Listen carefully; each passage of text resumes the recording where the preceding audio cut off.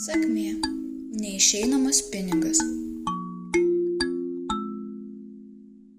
Seni žmonės sakydavę, kad kūčiose būdavo galima gauti neišeinamą pinigą. Tik reikėdavo taip padaryti. Grįžti namo, pasigauni katiną ir įkiši jį į maišą.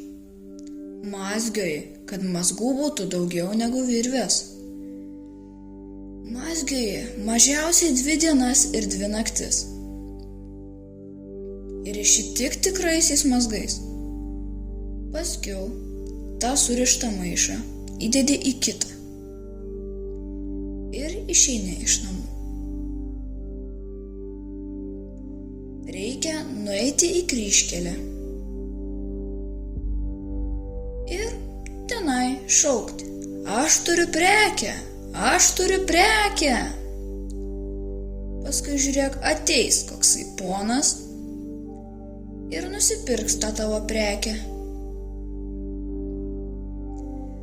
Kai jis pasiims maišą ir duos tau pinigą, tu lėk, kiek tik gali, spirk iš visų jėgų, kad tavęs tas ponas nepavytų atsirišęs maišą ir pažiūrėjęs, kas ten. Jeigu jis tave pagaus, tuomet užsmaugs ir atims pinigą. Bet jeigu tu spėsi grįžti namo, užsitrenkti duris ir užsirakinti, jis tavęs nebepagaus, nes namai yra saugiausia vieta.